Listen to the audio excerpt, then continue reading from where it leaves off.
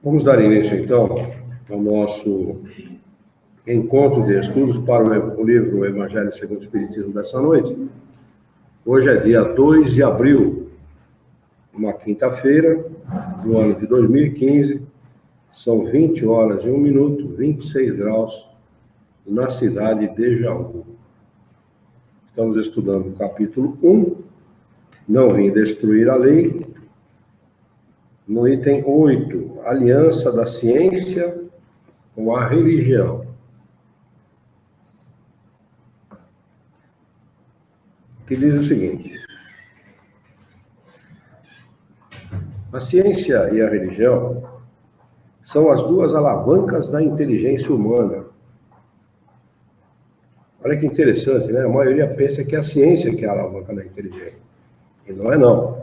Porque a compreensão das leis que regem o mundo material, mais a compreensão das leis que regem o mundo espiritual, é que realmente faz com que o homem desenvolva a sua maneira de entender a vida no seu conjunto, porque não adianta entender somente a vida da Terra.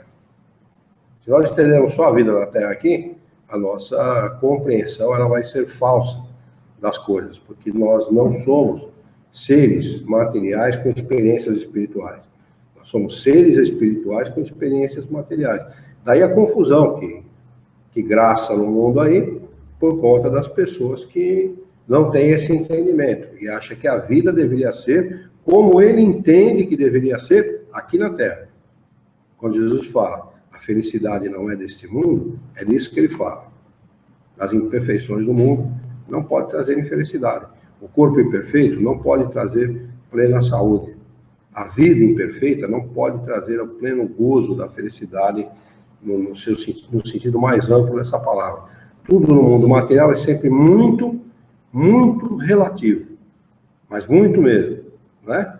Felicidade são momentos de felicidade que nós temos. Nunca felicidade plena. Então, nós temos que entender a ciência que rege o mundo material aliado à ciência que rege o mundo espiritual. Daí nós conseguimos atingir a plenitude da consciência do que é a nossa vida. Consequentemente, seremos automaticamente mais felizes e desenvolveremos a nossa capacidade de entender a vida. Consequentemente, desenvolvendo a inteligência. Por dúvida para alguém? Por isso essa afirmação, viu? Porque essa afirmação parece tendenciosa, não é? Não é assim?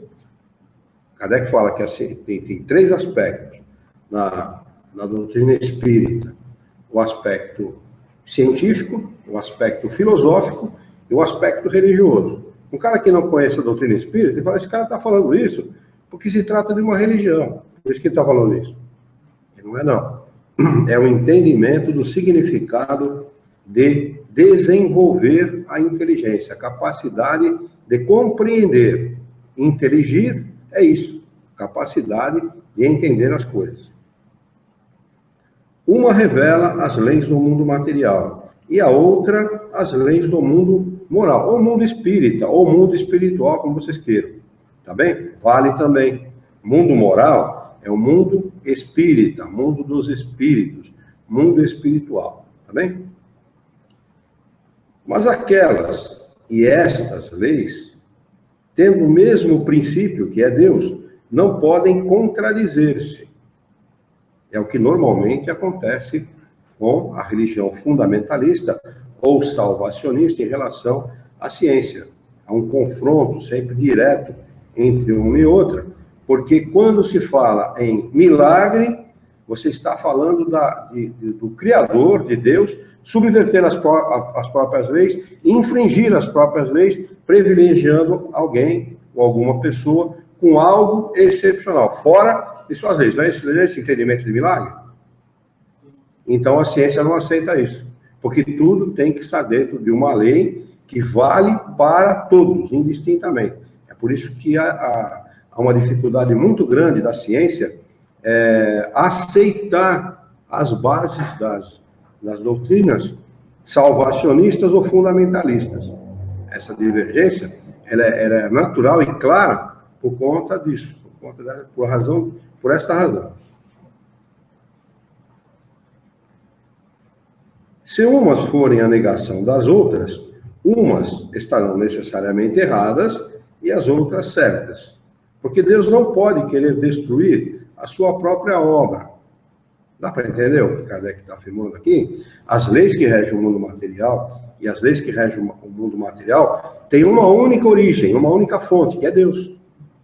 Não é? Mas se você não compreender as leis que regem o mundo moral, você não consegue entender na plenitude as leis do mundo material.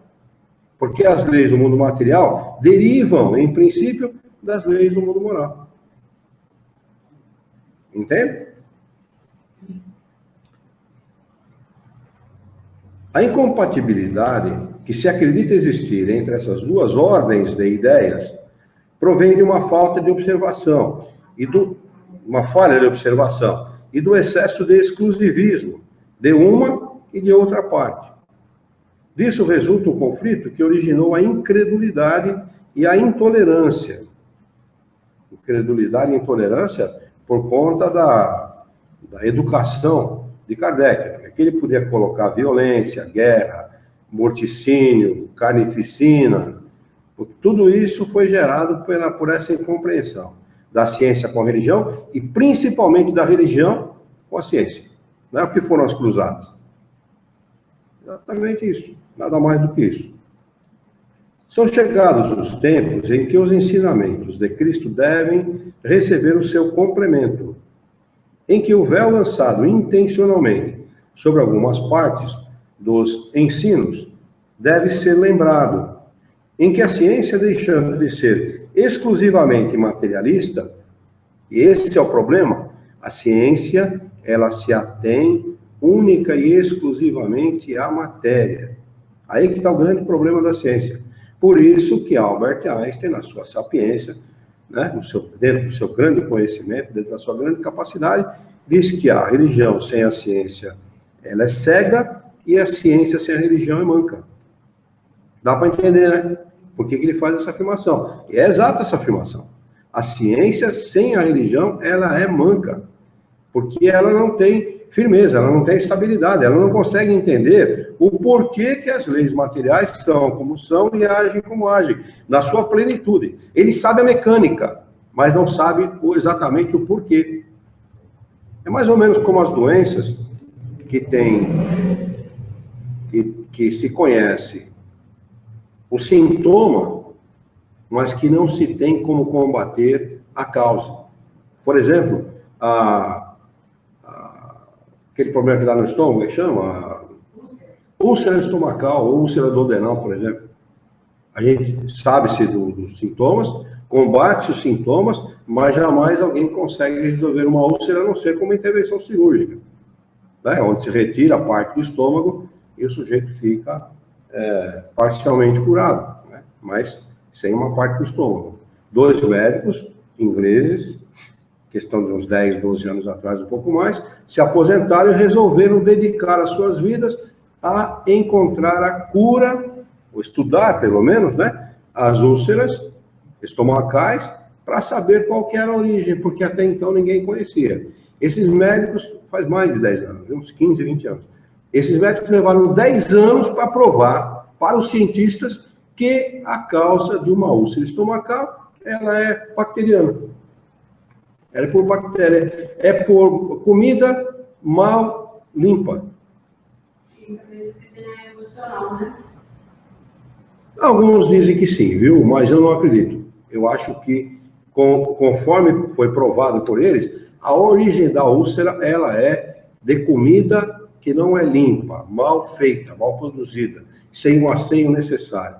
Raramente alguém que come somente em casa tem esse tipo de problema. Raramente. Mas o que acontece com a vida moderna? O cara raramente tem condição de fazer em casa. Porque trabalha o homem e a mulher, quando chega à noite em casa, come essas porcariadas que é vendida por aí, esses lixos, que são verdadeiros lixos. O cara fecha os olhos, come, mete ketchup, põe não sei o quê e vamos que vamos. Né? Aí acaba desenvolvendo uma úlcera e não sabe por quê. Aí alguém dá desculpa porque não sabe a origem, o próprio médico. E quando o médico não sabe o que você tem, que ele fala? Você está com a virose. Então, olha, a virose é problema, solução para todo tipo de problema. Então, mas é o que eu estou falando. O cara, quando não sabe a origem, ele fala que é emocional, que é úlcera emocional. Não tem nada emocional, é bacteriano. Então, a ciência, ela tem esse tipo de problema. Às vezes tem coisa que ela sabe que acontece, ela sabe dos sintomas, mas não consegue solucionar, né? É mais ou menos isso que acontece com a falta de entendimento da religião ou das leis que regem o mundo moral. Porque não entendendo as leis que regem o mundo moral, fatalmente ela não consegue entender as coisas que se produzem ou se reproduzem no mundo material, sem entender a razão, a origem e a extensão daquilo que está acontecendo. Por exemplo, os problemas psiquiátricos, problemas emocionais, que nós temos no mundo moderno de hoje, as síndromes, não é? O cara não sabe a origem, não sabe por quê. Muitas vezes, outras vezes consegue descobrir, mas uma boa parte não se consegue. Por quê? Porque se concebe a vida do berço ao túmulo, né? Somente nessas duas situações. Não se avalia o antes e nem vai se avaliar o depois.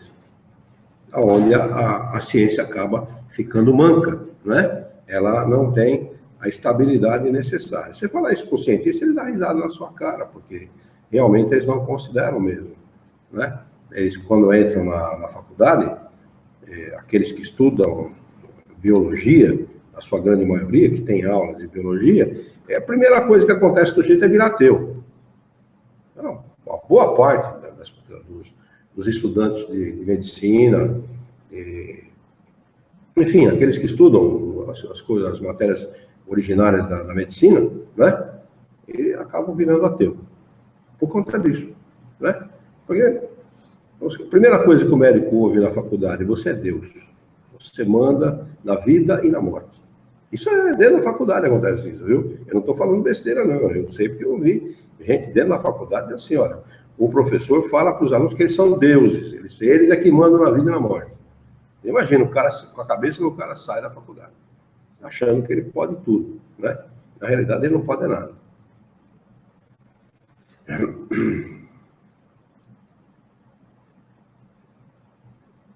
Muito bem.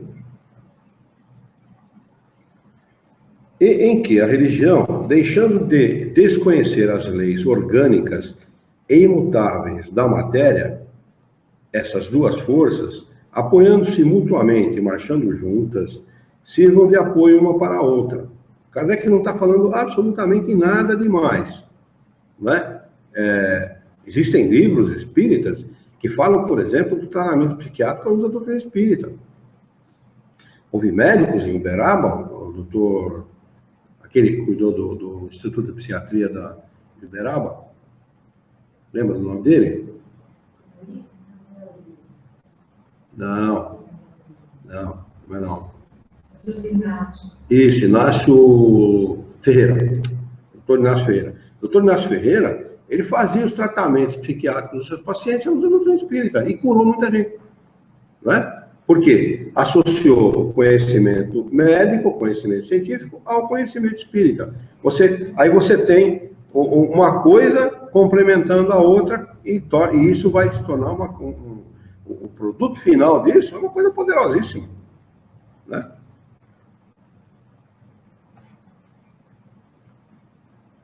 Então a religião, não mais desmentida pela ciência, adquirirá um potencial indestrutível, porque estará de acordo com a razão e não se lhe poderá opor à lógica irresistível dos fatos. A ciência e a religião não puderam entender-se até agora, porque encarando cada uma as coisas do seu ponto de vista exclusivo, repeliram-se mutuamente. E não é só a ciência que se opõe às coisas, não, viu? A religião também se opõe. A Igreja Católica cometeu erros crassos, homéricos em relação à ciência. Obrigou gente a desdizer aquilo que estava falando em nome da ciência, porque a Igreja não permitia, não é? Galileu Galilei, por exemplo, foi obrigado a desmentir que o Sol, que não era o Sol que girava em torno da Terra, a Terra que girava em torno do Sol, senão ele ia ser morto, ia ser assassinado. Depois, passados centenas e centenas de anos, a Igreja admitiu esta lei, né? É por isso que a ciência é assim. A religião é uma coisa que tem um conhecido com ela. O problema é que toda vez que você adota a ideia salvacionista, você admite a ideia do maravilhoso, do sobrenatural, do milagre. Foge totalmente daquilo que é natural, porque nem o maravilhoso, nem o sobrenatural e nem o milagre existe. E a ciência espírita prova isso. Toda vez que você estuda uma ciência, observa os eventos que essa ciência produz e define as leis que regem determinado fenômeno, aquele fenômeno sai do campo de ser sobrenatural para passar a ser uma coisa natural, normal. Assim, desse jeito, a religião, a ciência jamais aceitaria. Não, a ciência jamais vai aceitar a religião fundamentalista ou a religião salvacionista. Jamais vai aceitar, porque não tem base. Não tem base. Mas a partir do momento em que o sujeito ele se defronta com uma lei, que se ele quiser estudar sem preconceito, sem ideia preconcebida, como nós fazemos aqui com a doutrina espírita, ele vai entender perfeitamente que as coisas se coadunam. Elas se encaixam perfeitamente. Não há problema nenhum. Né? É diferente da religião fundamentalista, que não sai daquilo que está escrito ali, muitas vezes mal escrito, ou tendenciosamente escrito, e também daqueles que acreditam no milagre. Pronto. Você destrói a possibilidade da ciência se aproximar da religião. E vice-versa. E também o religioso também não aceita a ciência. Não aceita. Quer dizer, um sabatista, ele não permite jamais que alguém trabalhe de sábado. E aqueles mais fundamentalistas não permitem a transfusão de sangue, porque está na Bíblia que sangue é vida. Estupidez, né? Uma estupidez absurda. Daí vem esses malandros das igrejas neopentecostais que estão aí no mundo, entendeu? E os malandros aproveitam desse bando de tonto, desse bando de otário, né? Que acredita nesse tipo de coisa. Uma vez você acreditando numa fantasia, qualquer fantasia que for colocada para você, você aceita. Ah, fulano falou, pô. Ele é representante de Deus na Terra. Representante de Deus na Terra. Quem falou? Quem falou? Hã? Então, pega o Divaldo Pereira Franco falando que o Papa é o espírito superior. Pô. Para, pô. Tipo assim, essa porcentagem, essa fatia que sobra, porque eles pegam qualquer um, né? O interesse é esse, né? O interesse é financeiro, é ter o poder. Não é difícil. A gente que tem um pouco de entendimento, até que não é escrita, vê algumas sem vergonhices, falcatruas, né? Mas eu vejo a minha mãe, que é uma pessoa boa, trabalhadeira, e deixa se levar, sabe? Ela não tem conhecimento, tipo assim, não é instruída na parte de estudo. Mas a camada das coisas, por mais que um jeitinho que você vai explicando, é difícil. Então, é complicado. É complicado, porque esse processo chama-se fascinatório. A ciência, a doutrina espírita sofre da mesma coisa, viu? Não pensa que isso acontece só nas igrejas evangélicas, não. A doutrina espírita sofre o mesmo processo. Esse negócio de acreditar em colônia, esse tipo de coisa, isso é um processo fascinatório. É para fascinar as pessoas. Quando você fascina uma pessoa, o que é importante fica de lado. Ele está aqui, ó, focado em outra coisa. Porque o objetivo desses pastores e tal é tomar o dinheiro do cara. Então, faz tudo, conduz o cara de tal maneira que o bolso dele, a bolsa, fique aberta. Aconteceu no tempo de Jesus. Está lá no Evangelho. Cuidado com aqueles que vestem roupas talares. Roupa talar é aquela que vai até o meio da canela. Eles fazem longas preces e expoliam as viúvas, roubam as viúvas. Quer dizer, eles cobravam para fazer as preces, quando a mulher ficava viúva, eles cobravam para fazer as preces dentro da casa das viúvas. Mesma coisa que acontece hoje.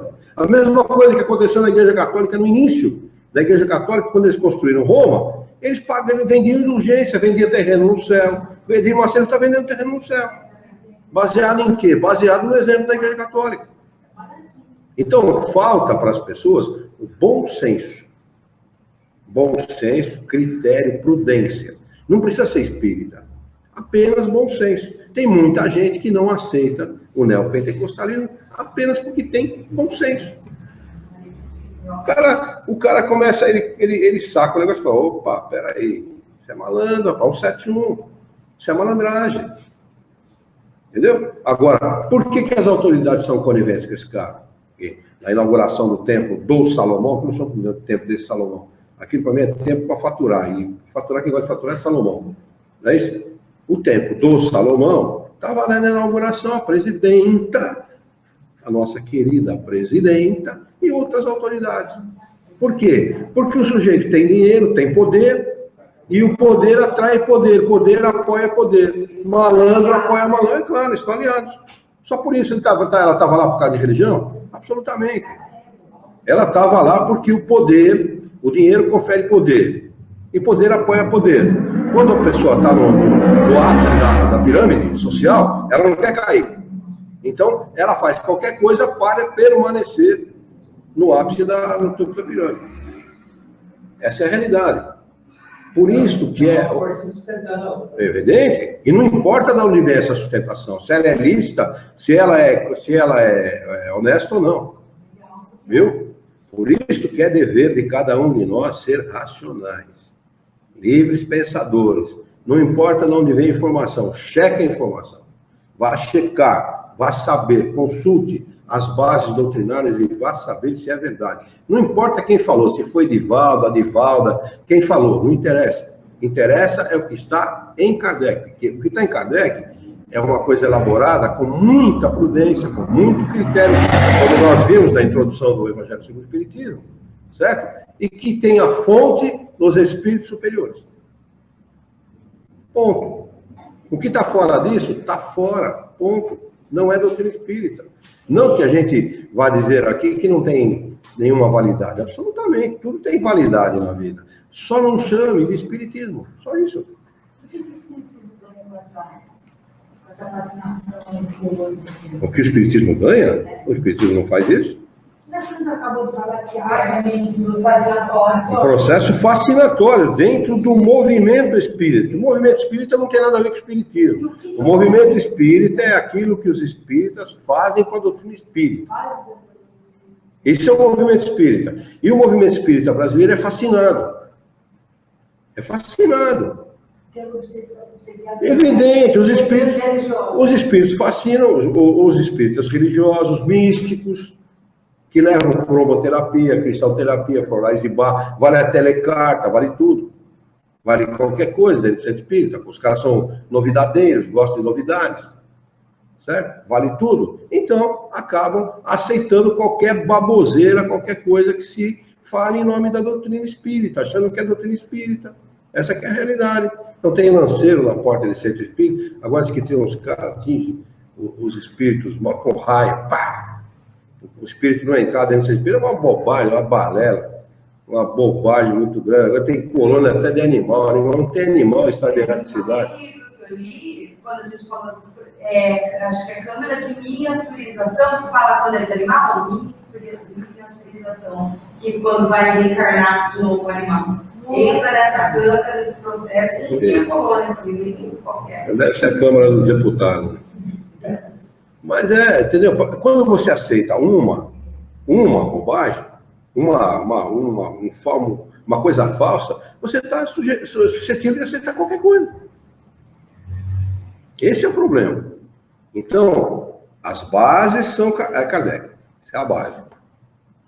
Tudo de Kardec. Estudou Kardec? Tudo que vier é lucro. Ele não disse tudo. Hã? Ele não disse tudo. Bom, para quem não estuda Kardec, ele não disse tudo. Aliás, ele não disse nada. Para quem não estuda Kardec, ele não disse nada. Porque o cara não conhece nada, como é que ele não disse tudo? Muito superficial.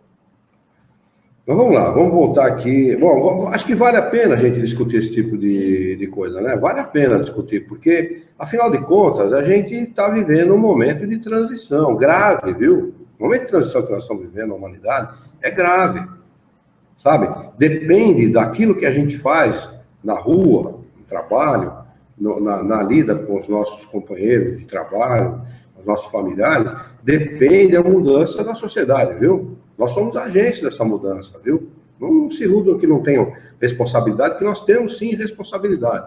Ah, então tem que converter todo mundo ao espiritismo? Absolutamente. Espírita não faz proselitismo, mas o espírita ele tem que dar bom exemplo, ele tem obrigação, dever moral de dar bom exemplo.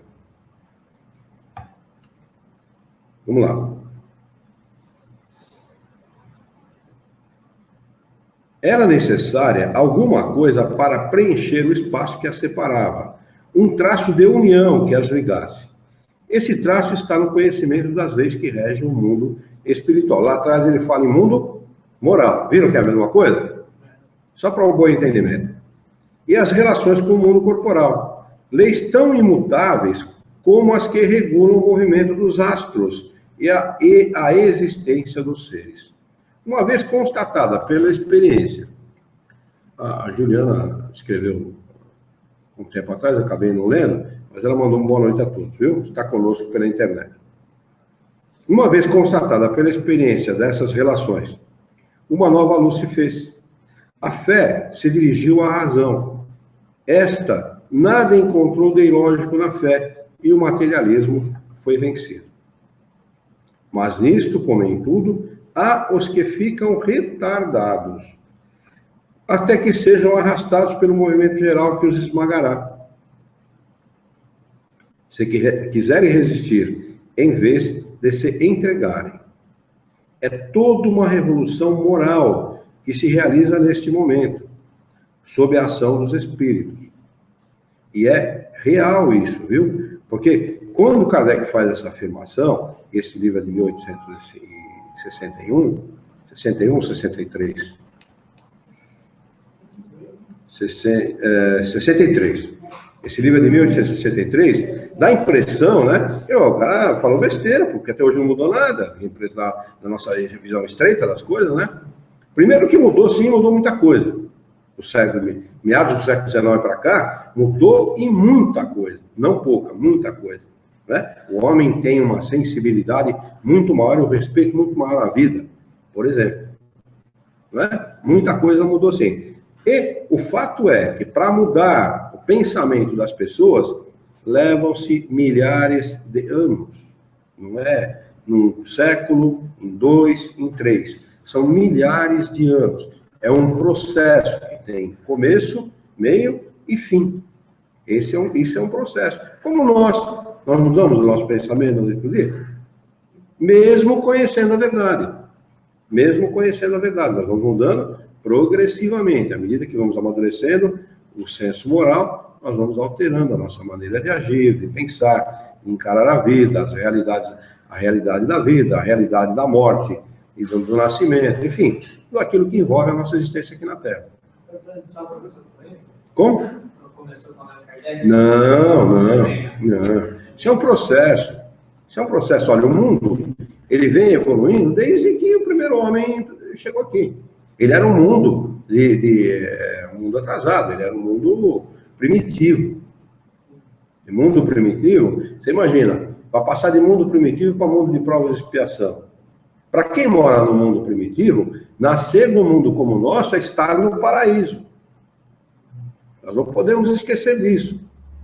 Para nós, o paraíso seria nascer num mundo de regeneração, não é?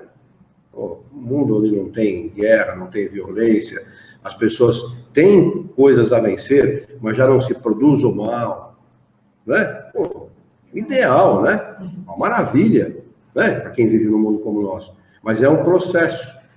Esse processo se inicia, o mundo as pessoas vão evoluindo, adquirindo conhecimento, e o mundo vai acompanhando esse evoluir das coisas. Não é a matéria que evolui, mas o homem que evolui, que muda. E que muda o mundo. Ele é que muda as coisas como elas são. Né? Como é que nós poderíamos entender, talvez vocês não entendam, mas eu, com 63 anos de idade, que vou fazer daqui 12 dias, né? Há 50 anos atrás, o respeito que se tem pelas crianças, a chance que se dá às crianças de manifestarem a sua opinião. Nem pensar. Criança era criança, se colocava no lugar de criança e era menos do que nada. A criança não tinha, embora se reconhecesse a inteligência na criança, a criança não tinha oportunidade. Hoje a criança tira em conta a opinião de uma criança, o que ela quer, os seus vontades, o seu desejo, embora não se deva satisfazer todos, é claro, evidente, né? Mas é levado em consideração, né? Se tem respeito, se tem carinho. Quando é que a mulher ia ser reconhecida na sociedade como ela é reconhecida hoje? Absolutamente. A mulher é tida como carne de segunda categoria, porque ela é tirada de costela. Costela é carne de segunda. Está na Bíblia, não está? Não é o fundamentalismo que alimenta isso? O pessoal se revolta até com o animal. Se revolta, é claro. Você viu o que aconteceu em Bauru? Acabaram com a casa da mulher. Acabaram com a casa da mulher. Entendeu? Matava na rua, matava na frente de todo mundo e ninguém falava nada.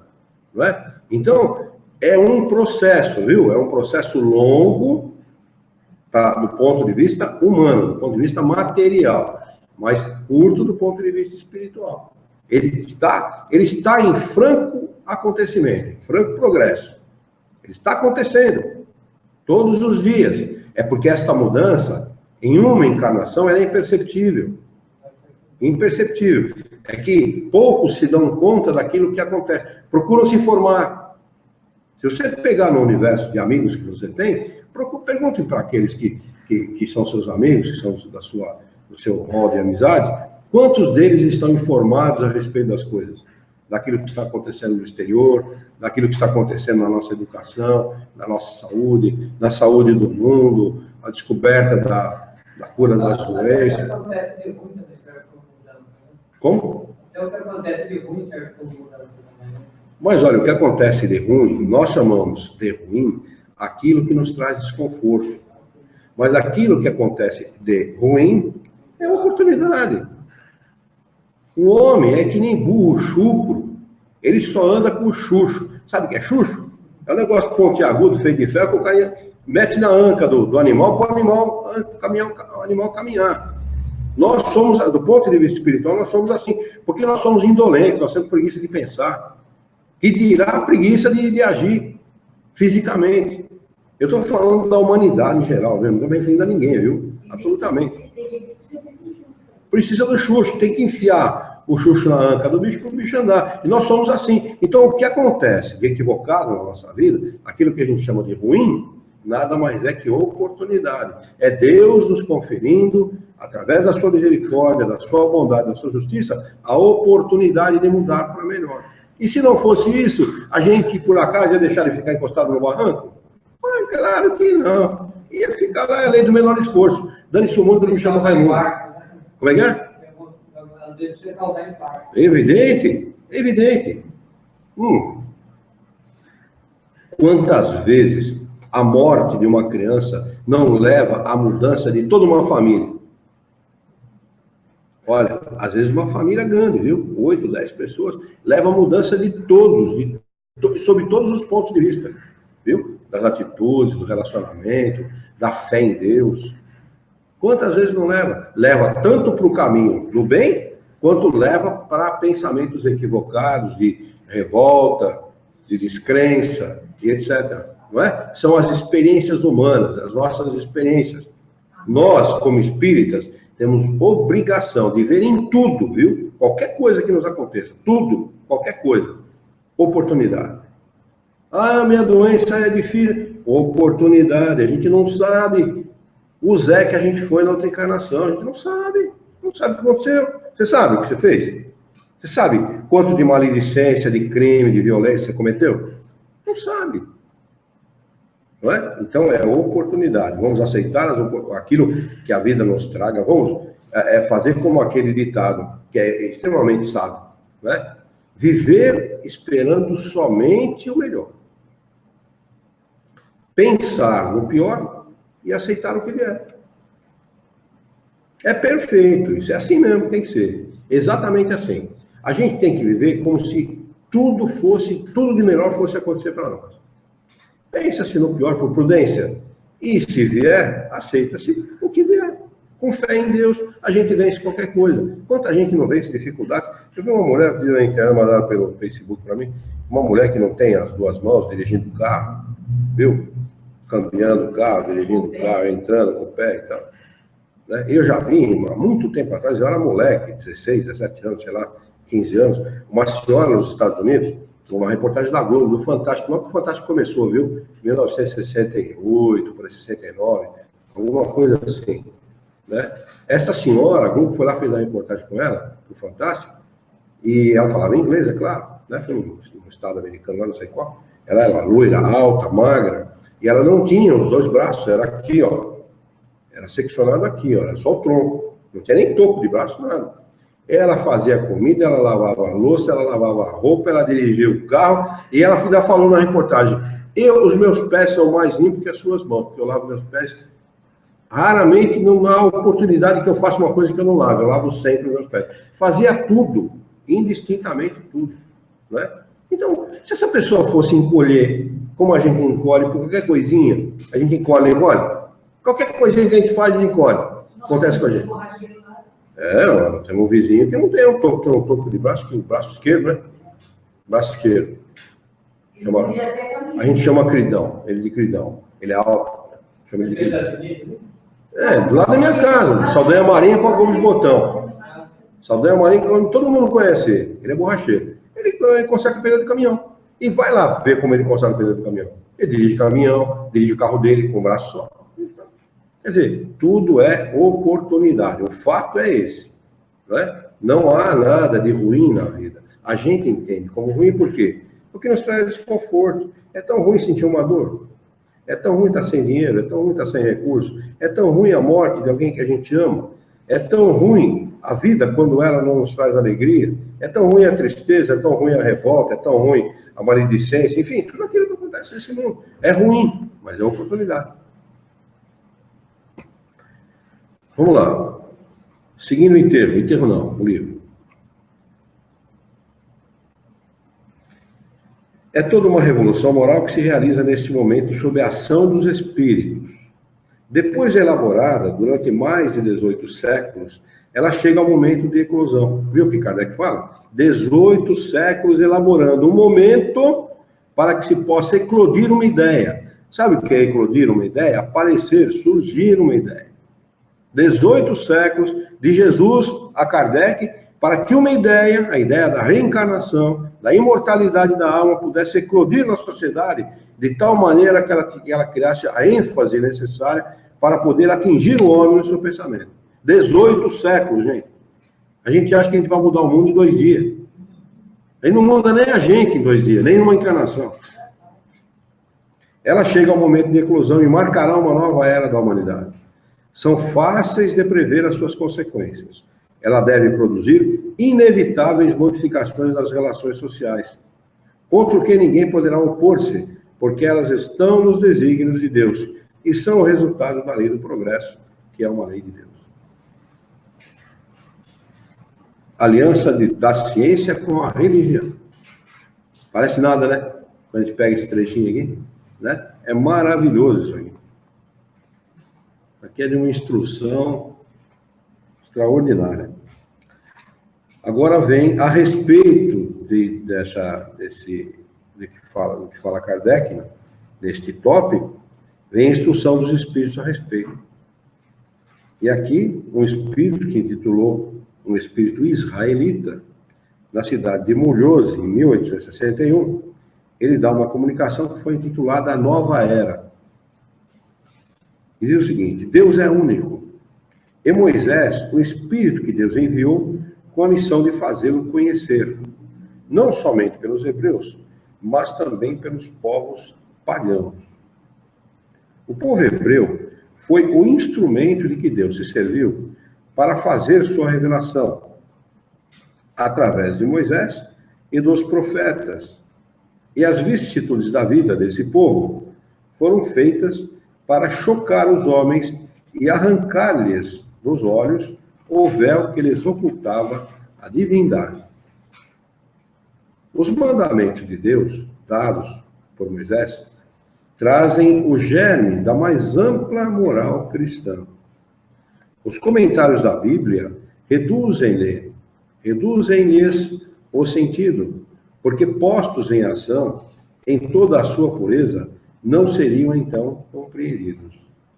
Mas os 10 mandamentos de Deus nem por isso deixaram de ser o brilhante frontispício da obra, como o farol que deve iluminar para a humanidade o caminho a percorrer. A moral ensinada por Moisés era apropriada ao estado de adiantamento em que se encontravam os povos chamados à regeneração. E esses povos, semi-selvagens, quanto ao aperfeiçoamento espiritual, não teriam compreendido a adoração de Deus sem os holocaustos ou sacrifícios, nem que se pudesse perdoar a um inimigo. Sua inteligência, notável no tocante às coisas materiais, e mesmo em relação às artes e às ciências,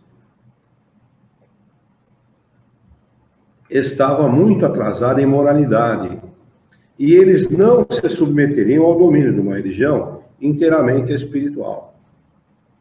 Necessitavam de uma representação semimaterial, como a que, então, lhes oferecia a religião hebraica. Os sacrifícios, pois, lhes falavam aos sentidos, enquanto a ideia de Deus lhes falava ao espírito. Olha o que é o processo de mudança da maneira de entender a Deus, o comportamento de cada um, gente. 18 séculos fazendo oferendas a Deus, matando animal, fazendo outro tipo de oferenda, porque hoje não se mata mais animal, mas o sujeito vai na igreja e lá e oferece lá uma vela, não sei para quem, uma flor, não sei para quem lá. Tudo tem o seu valor, é claro, mas ainda são coisas materiais que são oferecidas. Não é? Nós já chegamos no estágio de adiantamento e de entendimento do Criador, que nós oferecemos os nossos sentimentos, o nosso amor, o nosso carinho, o nosso respeito ao nosso irmão, que também é filho do Criador, consequentemente agradando ao Criador. Esse é o nosso sacrifício, esse é a nossa oferenda. Olha que diferença. Isso não tem sentido também, tem esse costume, minha mãe tem de levar roupa de uma pessoa, uma peça de roupa de uma pessoa querida para fazer oração naquela peça.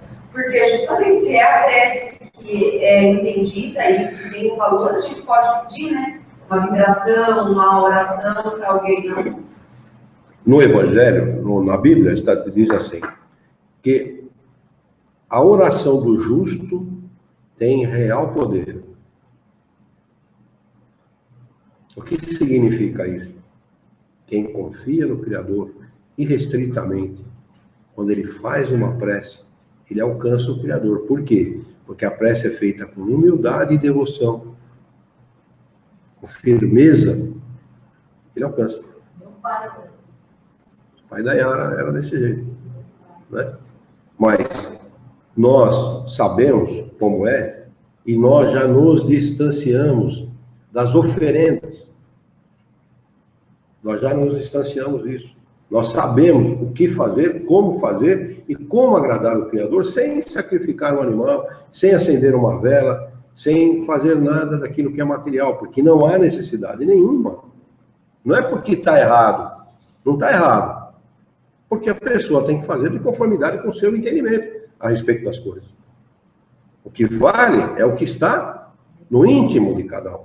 Isto é o que realmente vale. Mas nós sabemos que o que está no íntimo e a força do pensamento, um pensamento que realmente confia no Criador, irrestritamente, isso aqui muda tudo. Né?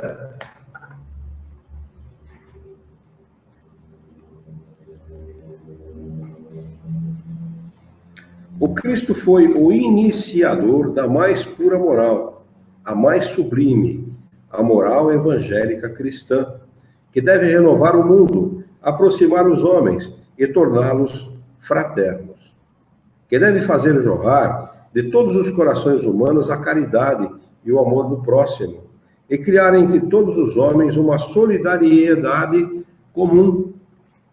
Uma moral, enfim, que deve transformar a terra, fazê-la morada de espíritos superiores aos que hoje a habitam. É a lei do progresso, a que a natureza está sujeita, que se cumpre, e o Espiritismo é a alavanca de que Deus se serve para elevar a humanidade.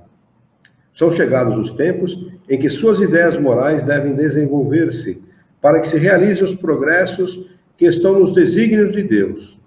Elas devem seguir o mesmo roteiro que as ideias de liberdade seguiram como suas precursoras. Mas não se pense que esse desenvolvimento se fará sem lutas.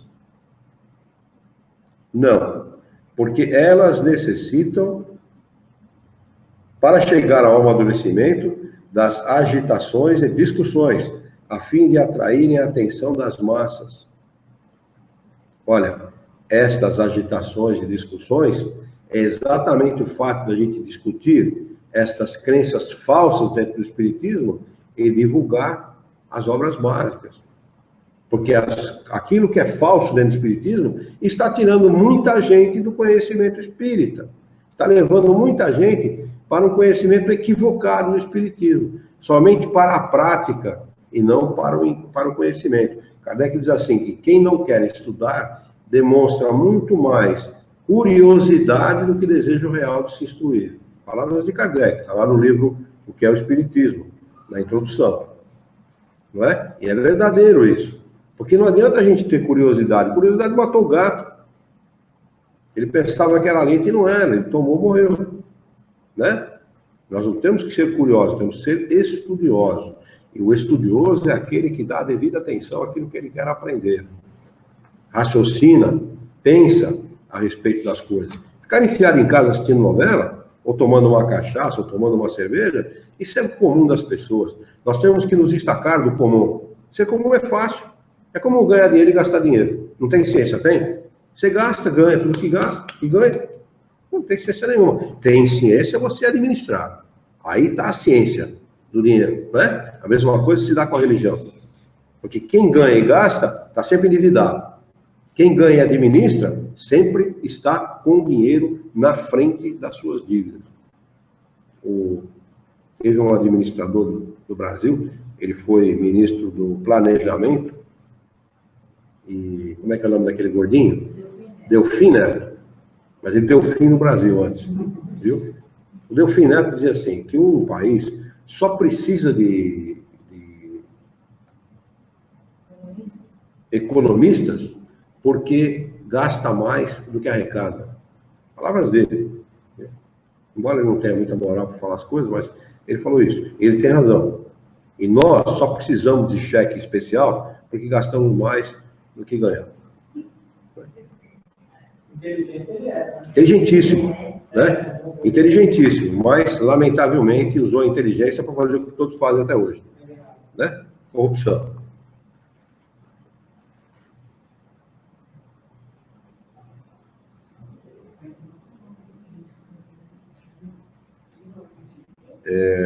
Nós estamos aqui. São chegados os tempos, é isso? Uma vez despertada. Uma vez despertada. Está embaixo?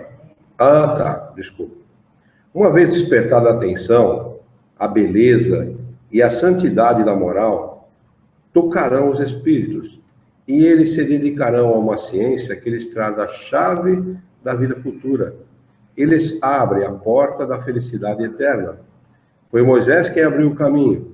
Jesus continuou a obra e o Espiritismo a concluirá. Legal, né? Essa outra comunicação de Fénelon.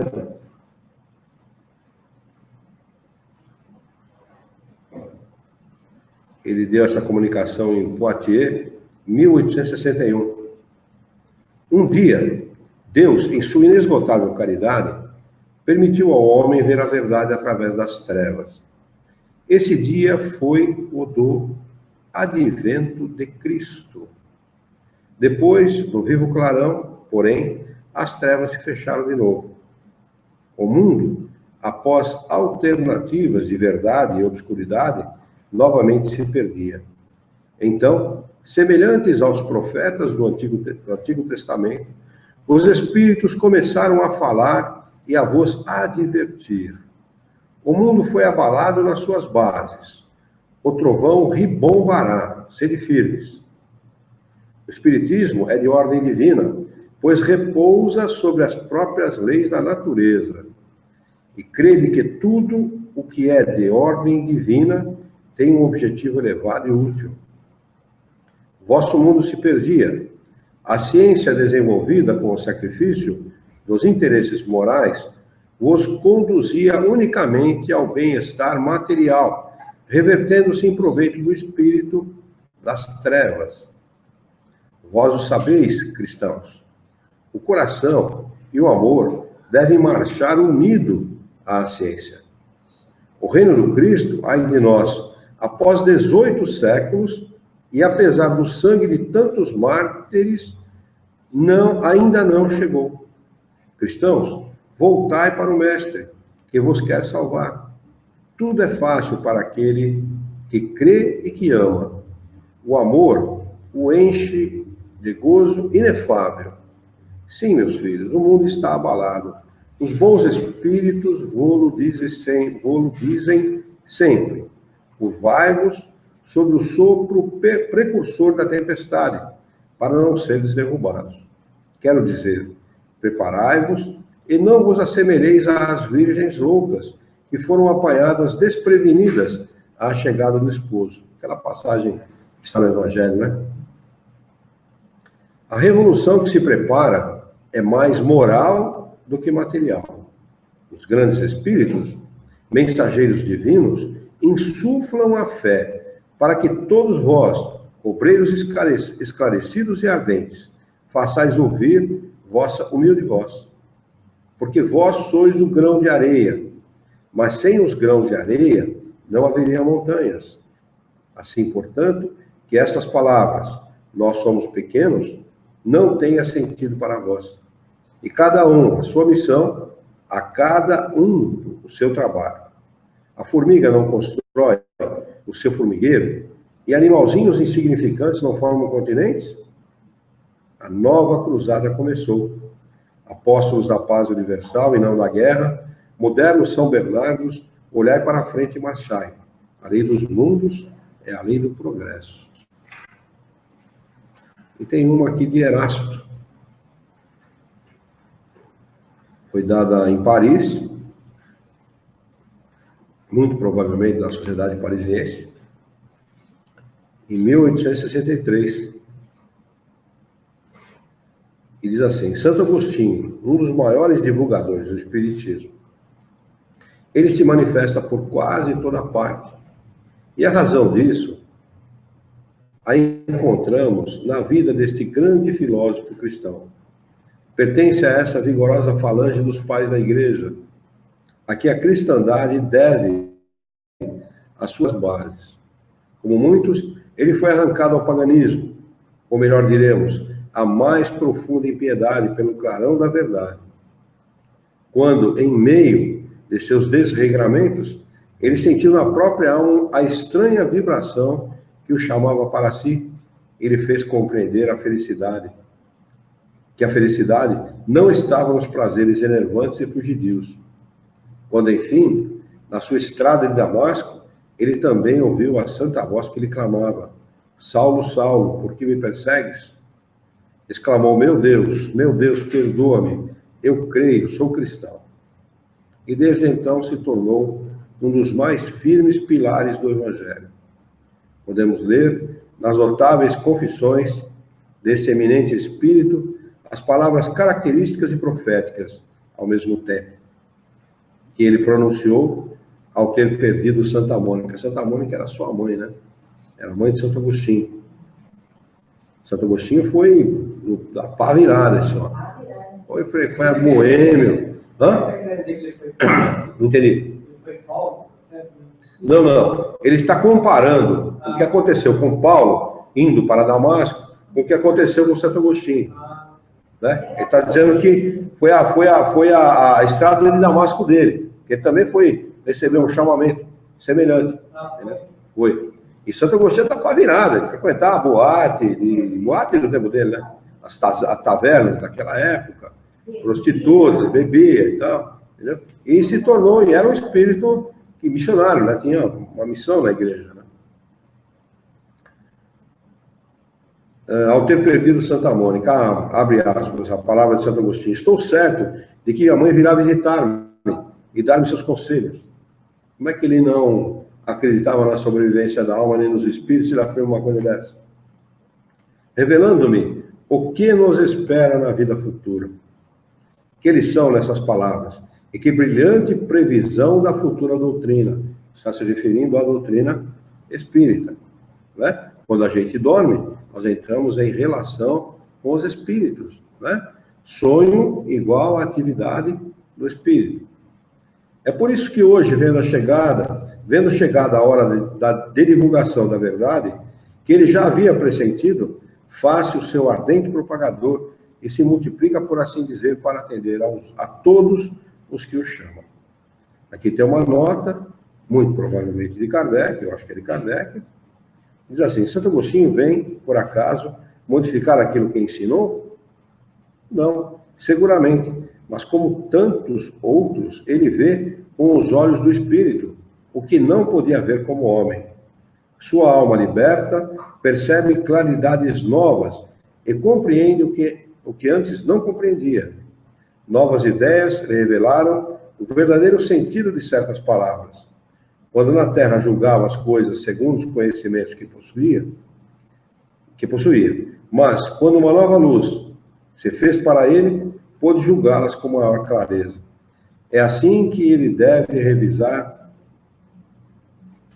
sua crença referente aos espíritos íncubos e súcubos. Sabe o que são espíritos íncubos e súcubos? A Igreja Católica, no século XIV, mais ou menos, século XV, eles criaram a teoria dos espíritos íncubos e súcubos para justificar as mulheres que engravidavam sem estar casadas, dizendo que os espíritos íncubos eram espíritos de demônios que se materializavam e fecundavam as mulheres, e os súcubos eram espíritos de demônios femininos que vinham ter relações com os homens durante seu sono. Essa teoria é completamente furada. E tem espírita que escreve coisa defendendo isso. Mas nós recebemos um livro. Isso, é uma desculpa, viu? Porque eles tinham o verdadeiro pavor do pecado, porque o pecado levava ao inferno. Uma mulher que engravidasse sem estar casada, ela estava automaticamente condenada ao fogo do inferno. No Brasil, então, mais da metade das menininhas de 11 anos, 12 anos estariam condenadas. Né? Naquela época era assim. Como se tinha um medo muito grande disso, criou-se essa teoria para justificar a gravidez fora do casamento. Entendeu? E essa teoria é completamente furada, a gente sabe disso, completamente furada. E aí vem um cara, vem um livro da M, né? Se eu não me engano, da editora M, que é uma editora espírita, né? Da Chatre, né? Escrito um escritor, que se diz espírita, eles podem, defendendo essa teoria. Aí a mulher queria que a gente engolisse aquilo de qualquer jeito. Eu escrevi para ela, através de e-mail, que aquilo era uma teoria do século XIV, século XV, e não tem o menor cabimento defender uma coisa como essa, coisa absurda como essa. Mas Santo Agostinho acreditava nisso. Mas Santo Agostinho viveu numa época que não tinha o esclarecimento que nós temos hoje. Né?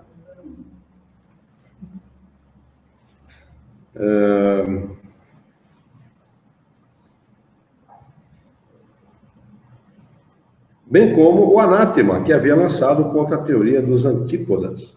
Agora que o cristianismo lhe parece em toda a sua pureza, ele pode, sob certos pontos, pensar de maneira diversa de quando vivia, sem deixar de ser um apóstolo cristão. Pode, sem renegar a sua fé, fazer-se o propagador do espiritismo, porque nele vê o cumprimento das predições. Ao proclamá-lo, hoje nada mais faz do que conduzir-nos a uma interpretação mais sã e mais lógica dos textos. Assim também acontece com outros espíritos que se encontram numa posição semelhante.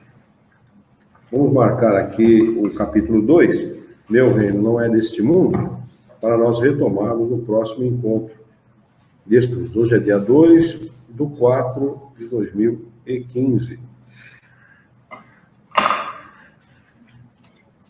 Muito bem. Alguém quer falar alguma coisa, acrescentar alguma coisa, perguntar alguma coisa? Já teve algum namorado súcubo ou íncubo?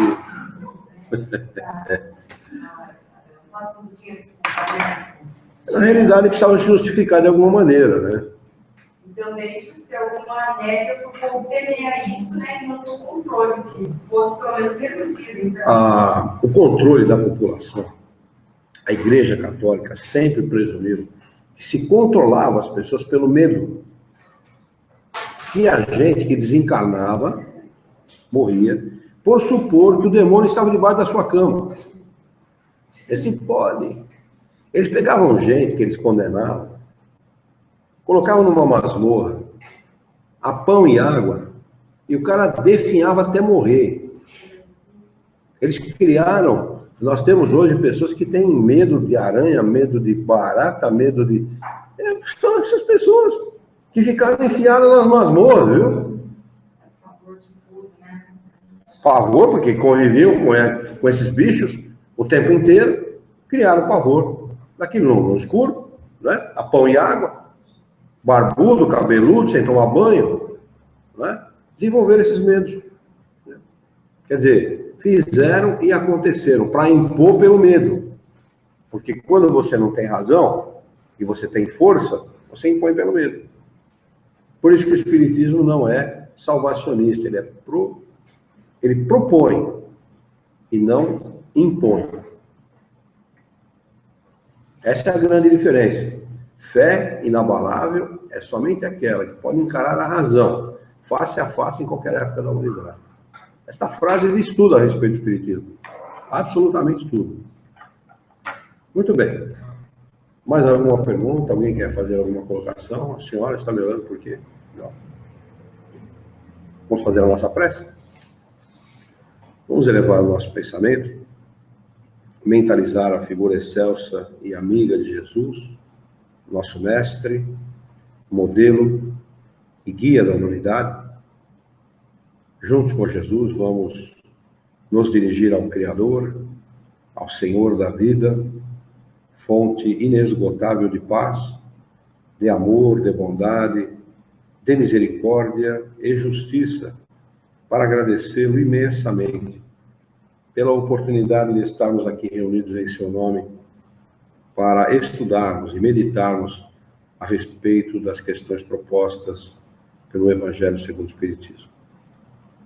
Queira, Senhor, que a tua bondade, a tua misericórdia nos ajude a ter bom ânimo, coragem, determinação, ideias renovadas, alegria de viver e muito entusiasmo, para que nós possamos ser úteis, trabalharmos, dignificarmos a vida e orientá-la por um profundo e sincero respeito ao nosso próximo.